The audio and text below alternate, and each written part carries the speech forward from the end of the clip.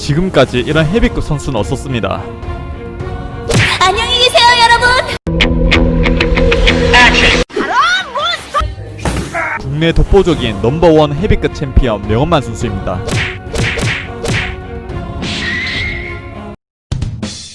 보통 일반 선수들은 시합이 잡히게 되면 상대방에 대한 습관이라든지 스타일 분석 및 자신의 약점 보완으로 정신이 없을 텐데 명엄만 선수는 2대1도 아니고 3대1로 시합을 하게 됐습니다. 그리고 상대방들은 단연 일반 아마추어도 아닌 전문 프로 격투기 선수와 3대1로 싸우게 된 이유에 대해서 쌈꾼과 같이 알아보겠습니다.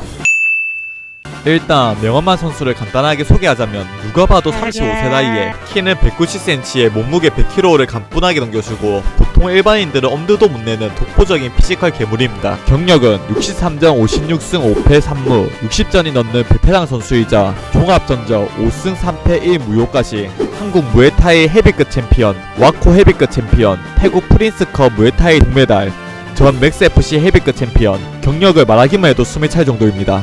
닉네임으로는 명승사자, 참교육자, 그리고 남성의 심금을 울렸던 프린세스 메이커까지 다양한 닉네임이 있습니다. 명엄만 선수는 한국 헤비급 에이스였던 유학래 선수에 이어 차세대 에이스로 주목받는 괴물같은 신입이었습니다.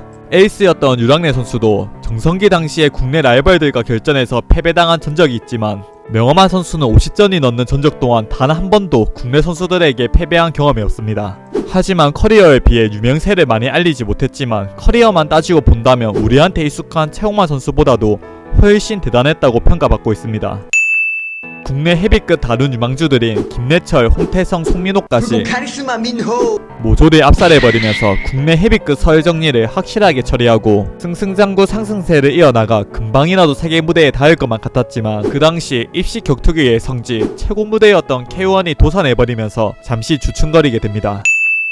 명엄만 선수는 K1 도산 이후로 국내 킥복싱 입지가 불안정해지자 긴 공백 기간이 생겼고 큰 고심 끝에 2013년에 종합으로 전향하게 되었습니다. 과연 명엄만 선수가 오타곤에서 잘 살아남을 수 있을까 하는 많은 팬들의 걱정과 우려와는 달리 국내 중량급의 강자인 김두한에게 TKO 승을 거두고 바로 이어 노도FC에서 브라질의 강자 자이로 크노스키와 결전을 치르게 되었는데 오픈 핑거로 바뀐 명엄만 선수의 펀치를 감당하지 못하는 자이로 크스노키는 시작과 동시에 펀치와 니킥 콤비네이션으로 KO를 당합니다. 쓰러지고 있는 자이로 포드 그 다음 시합인 중국의 리앙리 선수까지도 펀치로 초살시키며 종합에서도 명승사자다운 면모를 뽐냈습니다. 그렇게 잘 정착하는가 싶었지만 입시 격투기 선수들이 종합으로 전향할 때 가장 큰 문제점으로 꼽히는 그라운드 실력이 발목을 잡히게 됩니다. 3연속 KO승으로 대중들에게도 드디어 주목을 받아 명성을 얻었지만 코리안 킬러로 명성이 자자한 마이티모와 결전에서 타격으로 우세를 점했지만 아직 다듬어지지 않은 그라운드에 결국 경기를 내주고 말았습니다. 레슬링 기술입니다. 근데 크랭크 올 수 있는데요. 밀어내고 튕겨야 됩니다. 탭을 쳤어요. 그리고 이어지는 9월 25일 무차별 그랑프리 16강에서 불꽃 하이킥이라 불리는 레전드 선수인 미르코 크로캅과 경기가 확정되어 국내에서는 정말 뜨거운 관심과 응원을 받았지만 여전히 그라운드 실력이 약점이 되어 유리한 포지션이 풀 마운트를 내주고 파운딩으로 정신을 쏙 빼놓고 암트라이앵글에 경기를 내주고 말았습니다. 트라이앵글이에요. 암트라이앵글. 걸립니다. 계속 걸렸어요. 탭을 치고 마는 명엄만 선수입니다. 이렇게 명엄만 선수의 약점인 그라운드가 계속 발목을 잡히게 되자 큰 고심에 빠지게 되었습니다. 다시 자신 있는 입식으로 돌아가야 할지 아니면 지금이라도 그라운드 실력을 키워야 할지.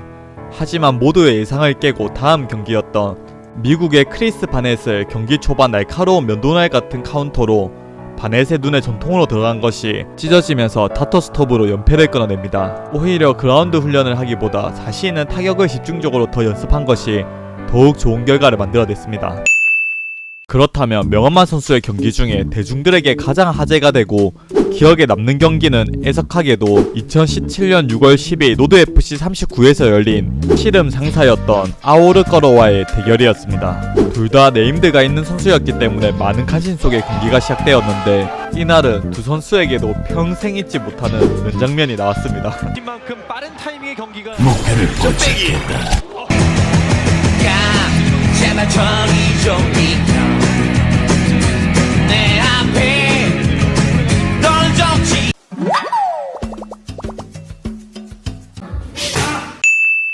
의도치 않게 격투기를 모르는 대중들에게까지 많은 관심을 얻고 저번 시합에서 연패를 끌어냈던 크리스 바넷과 2차전을 갖게 되었습니다. 1차전 때 저돌적으로 들어가다 카운터에 걸린 것이 신경 쓰였는지 이번에는 먼저 들어가지 않고 거리를 재면서 천천히 경기를 풀어나가려고 했던 바넷.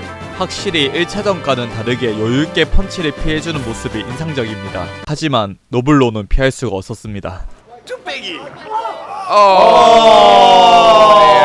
So it happened.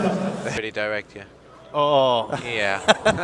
You don't get much. 명엄한 선수는 지난 경기 아픈 기억이 떠오르면서 이렇게 또다시 허무하게 무효 경기가 되나 싶었지만 역시 남다른 남자의 강인함으로 아유 단단하네.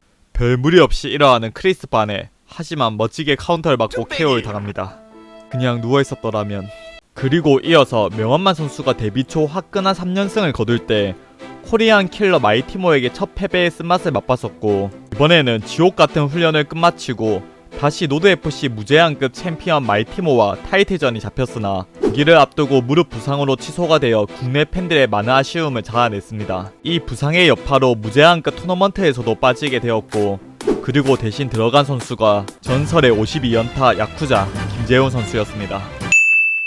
명엄만 선수는 종합격투기에서 대성하려면 주짓수와 레슬링이 기반이 되어야 하는데 부족한 부분을 발전시키기에는 이미 선수로서 나이가 있고 가장으로서도 가정을 책임져야 하기 때문에 고민이 많았습니다. 그래서 짧지만 남은 선수 기간 동안 가장 자신이 있는 입식 격투기 무대에서 마지막 불꽃을 태우고자 맥스FC 입식 무대로 다시 복귀를 합니다. 다시 입식 무대에 서게 된 명엄한 선수의 첫 복귀전 상대는 창원 정의관 소속의 안석기 선수였습니다. 명엄한 선수보다 큰 키에 피지컬적으로 밀리지 않아 보여 많은 대중들은 첫 복귀전 상대로 너무 센 상대와 붙는 거 아니냐는 우려가 있었지만 명엄한 선수는 이신 무대에선 물 만난 고기 아니 날개를 단 호랑이처럼 우수한 기량을 선보이며 명엄한 선수의 트레이드 마크인 훅 콤비네이션으로 깔끔한 KO를 선사했습니다. 마치 양쪽으로 터지는 대포 같은 훅이 레전드의 복귀를 알리는 신호탄 같았습니다. 그리고 종합격투기에서 크로캅과 마이티모에게 패배한 것이 내심 아쉽고 다시 입식 격투기 부흥의 시대에 열기 위해 크로캅과 마이티모에게 입식 무대에서 한판 붙자고 도전장을 내밀었지만 아직까지는 묵묵부답입니다. 마침 새벽에 전 여자친구에게 전화를 하는 그리고 곧바로 맥스FC 헤비급 챔피언인 건장원 선수와 타이틀전을 가지려고 했으나 선수층이 얇은 헤비급에서 오랜만에 맞이하는 빅매치가 너무 빠르게 상사되는 것이 아까웠는지 타이틀전에 앞서 AFC 대회에서 경기를 가지게 되었습니다. 명엄만은 곧바로 AFC 메인 선수인 최홍만 선수에게 도전장을 내밀었지만 AFC 측에서 지목해준 상대로는 전 AFC 헤비급 챔피언이자 명엄만 선수와도 같은 이시 출신인 임준수 선수였습니다. 하지만 임준수 선수의 부상으로 출전이 취소되어 상대방을 구하던 중 과거 노드FC에서 KO를 시켰던 자이로 쿠노스키와 맞붙게 되었습니다. 자이로 쿠스노키는 명엄만에게는 KO 당했지만 히트 단체에서 명엄만 선수에게 종합경기 첫 패배를 안겨준 코리안 킬러 마이티모에게는 승리를 거뒀기 때문에 애매한 삼각관계로 결과를 쉽게 예측할 수 없었습니다. 하지만 명엄만이 졌던 건 종합경기에서 약점인 그라운드 때문이었고 입식 룰에서만큼은 최고의 기량을 선보였습니다. 드디어 2019년 4월 맥스FC 챔피언인 건장원 선수와 타이틀전이 잡혔습니다. 건장원 선수 경력은 명엄한 선수에 비해 아주 적지만 강력한 킥을 구사하는 무에타이 스타일로 카르로스 도요타와를 노우킥만으로 KO시켰습니다. 명엄만이 헤비급 에이스였던 유학래 선수에게 바톤 터치를 받았듯이 건장원도 호신탄탄 국내 헤비급 넘버원 자리를 노리는 신세대 에이스였습니다. 경기 흐름은 무에타이 킥을 구사하는 건장원이 초반부터 묵직한 킥으로 압박을 저지하며 펀치 거리를 안 주었지만 생각보다 가드와 압박이 좋았던 명엄만에게 1라운드부터 강력한 훅 연타의 가드가 열려 앞면에 출혈이 생기고 마우스피스도 날아갔습니다. 안녕히 계세요, 여러분.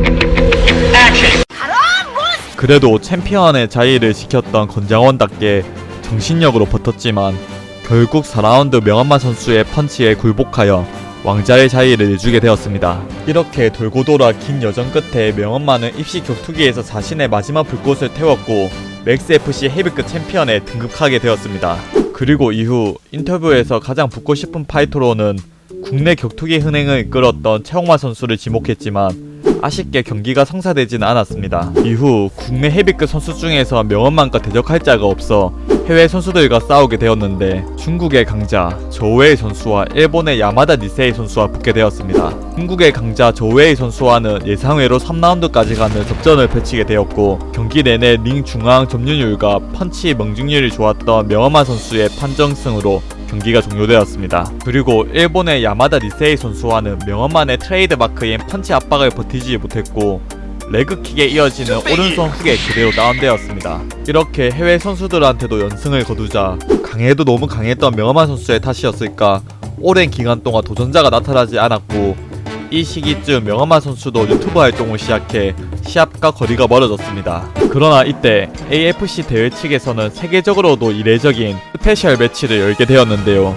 바로 명엄한 선수들 잡아라! 그 룰을 알아보자면 명엄한 선수와 입식 격투기 3대1 매치로 총 3라운드, 한 라운드당 한 선수씩 번갈아 가면서 시합을 하는 것입니다. AFC 측에서는 1라운드 즉 3분만 버틴다면 파이트 머니와 별도로 보너스 100만원까지 코로나로 시합이 없는 국내 선수들에게도 아주 솔깃한 이벤트였습니다. 국내 선수들 반응 또한 상당히 괜찮았고 글로리 파이터이자 국내 일식 격투기에서 세 손가락 안에 든다고 자부하는 진시준 선수도 한번 도전을 해볼까 하는 욕망을 비추기도 하였지만 체급 차이가 많이 나기 때문에 달리기 선수로 전향하려는 모습입니다. 저도 남자라면 한번 도전을 해볼까 합니다. 근데 이거 3대1인데 버티는 게 아니고 제가 오히려 KO를 시키겠다는 마인드로 도전을 해볼까 하다가 바로 이 사진을 보고 굳게 마음을 닫았습니다.